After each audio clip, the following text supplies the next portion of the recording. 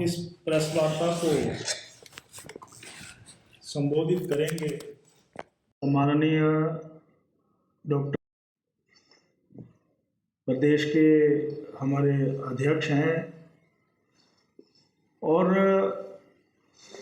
राष्ट्रीय अध्यक्ष श्रद्धेय श्री जगत प्रकाश नड्डा जी का जो अगले कल का दौरा 19 और 20 तारीख का है, प्रशासनिक दौरा है, वो यहाँ पर आ रहे हैं, परंतु संगठनात्मक वो हमारे राष्ट्रीय अध्यक्ष भी हैं और राष्ट्रीय अध्यक्ष का आगमन तीसरी बार केंद्र में श्री नरेंद्र मोदी साहब की सरकार बनने के बाद और केंद्रीय मंत्री के रूप में जिम्मेवारी मिलने के बाद नड्डा जी यहाँ पर आ रहे हैं।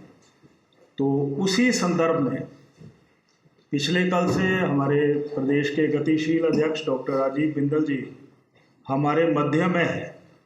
राष्ट्रीय अध्यक्ष जी के इस कार्यक्रम की रूपरेखा तैयार करने के लिए निरंतर हमारे बीच में है, हम सभी को मार्गदर्शन कर रहे हैं और सारे विषय को बहुत विस्तार से हिमाचल प्रदेश की राजनीतिक परिदृश्य क्या है, हालात क्या है, प्रदेश किस दिशा में आगे बढ़ रहा है, तो उस विषय में भी विस्तार से हम सभी के समक्ष अपने विचार रखेंगे। आदरणीय डॉक्टर राजीव बिंदल जी।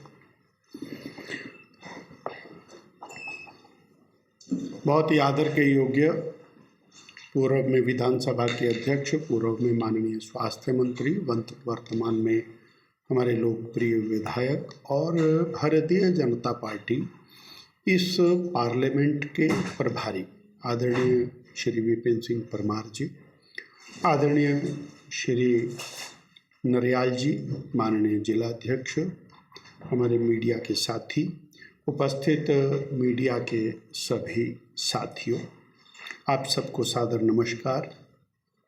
आपने अपना बहुमूल्य समय दिया, आपका बहुत बहुत आभार।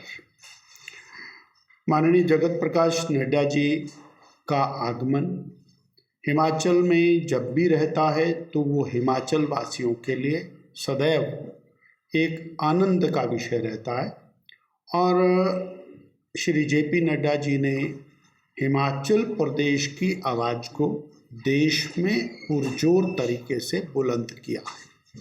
हम हिमाचलवासी सौभाग्यशाली हैं कि छोटा सा हिमाचल, 4 पार्लियामेंट की सीटों का हिमाचल और 4 पार्लियामेंट की सीटों के हिमाचल से निकलकर, एक छोटे से गांव से निकलकर भारतीय जनता पार्टी जो विश्व की सबसे बड़ी राजनीतिक पार्टी है, उसके लंबे समय तक अध्यक्ष बने रहना, ये हमारे लिए गौरव की बात है। आज के समय में न केवल वो राष्ट्रीय अध्यक्ष हैं अपितु स्वास्थ्य, परिवार कल्याण, उर्वरक और रसायन मंत्रालय के कैबिनेट मंत्री हुए हैं।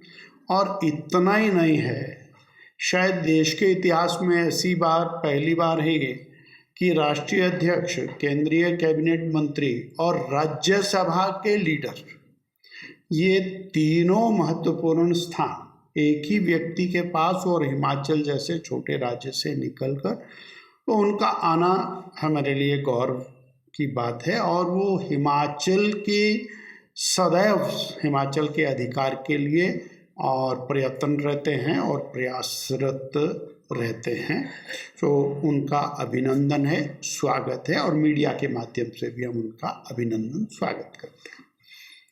साथियों, आज की मीडिया की 2 बड़ी खबरें और वो खबरें हिमाचल के और वर्तमान परिप्रेक्ष्य की एक टिप ऑफ आइसबर्ग है। एक खबर है कि सरकार का खजाना खाली है, सरकार के पास तनख्वाह देने को पैसे नहीं है, सरकार के पास रिटायरीज को और बेनिफिट्स देने के पैसे नहीं है, सरकार के पास मेडिकल बिल भुगतान करने के पैसे नहीं है, परंतु कुछ ऑफिसर्स कोई पार्टी करते हैं और वो पार्टी का बिल लाखों रुपए का वो सरकार पे करती है। अगर इसको मैं एक शब्द में कहूं तो प्लीज इसको रिकॉर्ड करिए, माल मुफ्त दिले बेरहम। मुफ्त का माल है इसलिए दिल बेरहम है। मैं सीधा सीधा आपके माध्यम से सरकार के ऊपर आरोप लगा रहा हूं कि आपने चीफ पार्लियामेंट्री सेक्रेटरीज लगाए, गैर कानूनी तौर के ऊपर लगाए। 6 लोगों को आपने कोठियां दी, बंगले दिए, गाड़ियां दी, पर्क्स दिए, फाइलें दी, और हिमाचल प्रदेश के उच्च न्यायालय ने उनको बर्खास्त किया। और आप सुप्रीम कोर्ट में उनकी लड़ाई लड़ने के लिए करोड़ों रुपया वकीलों को दे रहे हैं। फिर कहूंगा माले मुफ्त दिले बेरहम। अपनी जेब से देते तो पता लगता। फिर कहूंगा माले मुफ्त दिले बेरहम। मुख्यमंत्री जी ने कहा नेशनल हेराल्ड हमारा अखबार है, हम डट के देंगे। बाकी ये जो अखबार हैं ये हमारे नहीं है, हिमाचल में चलने वाले।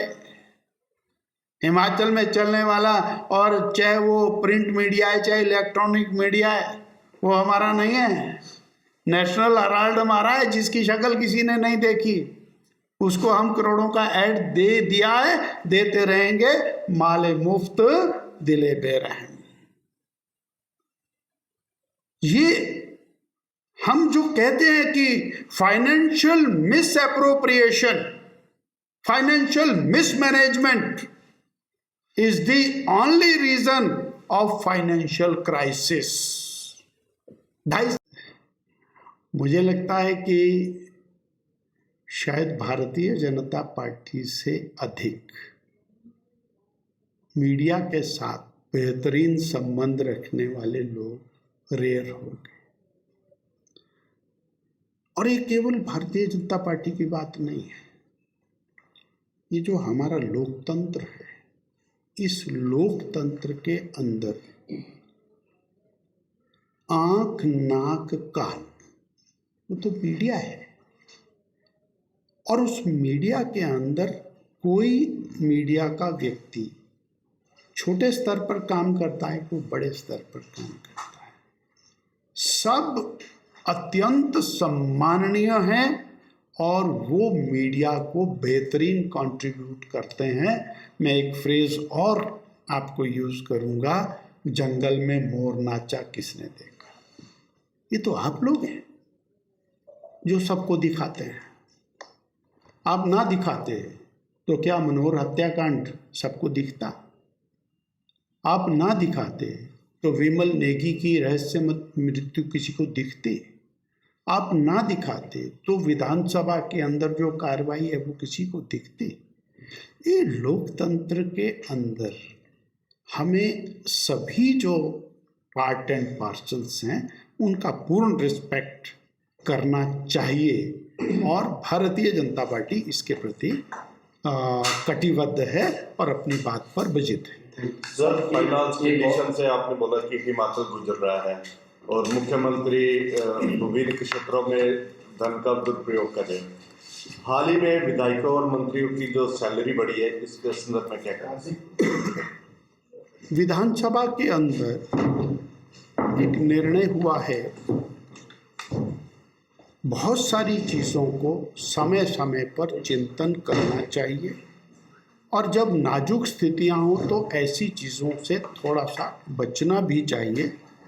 अब वो उसके बारे में उत्तर देना मुख्यमंत्री जी का विषय है। मैंने अपनी बात जितने शब्दों में कहनी थी वो कही है। आज सामान्य समाज की चिंता करना ज़्यादा ज़रूरी है, उसकी चिंता होनी चाहिए।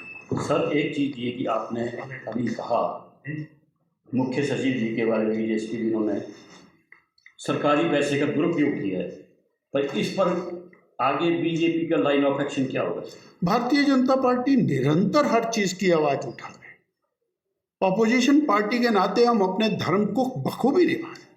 आपने देखा कि शिमला के अंदर हजारों लोगों ने विधानसभा घेरी इसी प्रकार के विषयों को लेकर के, माफिया को लेकर। विमल नेगी के मामले को लेकर के पूरे हिमाचल को जगाने का काम भारतीय जनता पार्टी ने किया। धर्मशाला में और हमारे माननीय स्पीकर, पूर्व स्पीकर साहब के नेतृत्व के अंदर हजारों लोगों ने विधानसभा घेरी।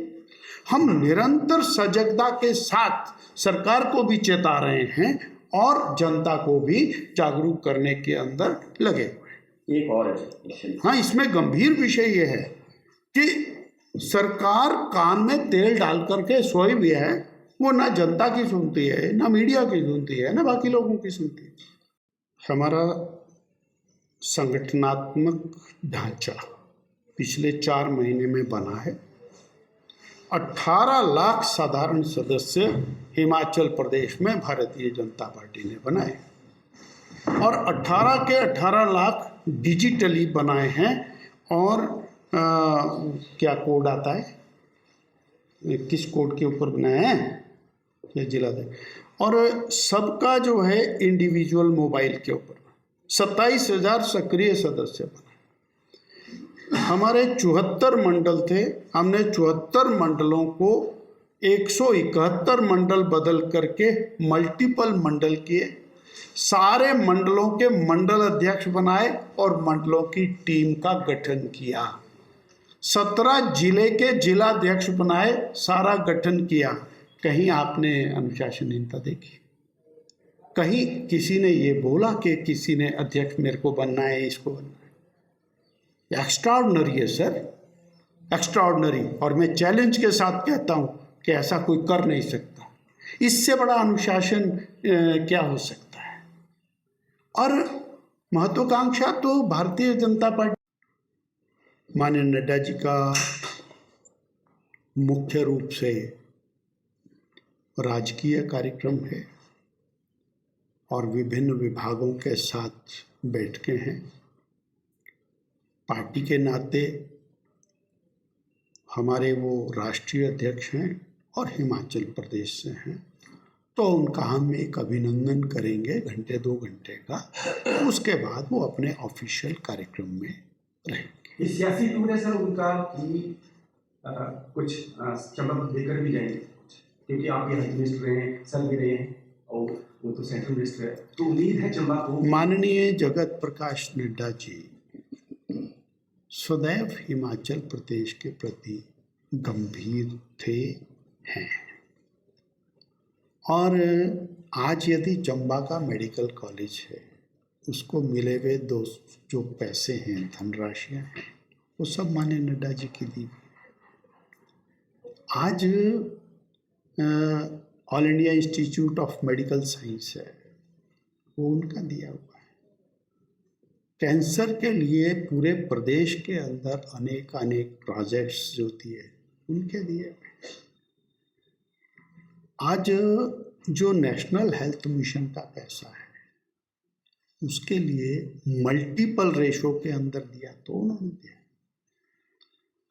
ये जो हमारा एस्पिरेशनल डिस्ट्रिक्ट है, इस डिस्ट्रिक्ट की जो प्रगति रिपोर्ट है, उस प्रगति रिपोर्ट को जांचना और उसके बारे में उनका विशेष रूप से ये दौरा है।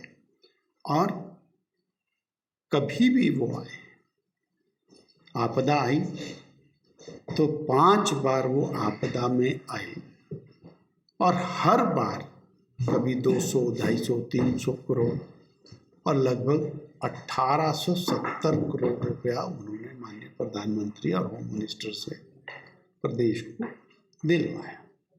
सो भारतीय जनता पार्टी के नेता निरंतर हिमाचल प्रदेश के विकास हेतु विषय को रखते हैं और उसको पूरा करते हैं।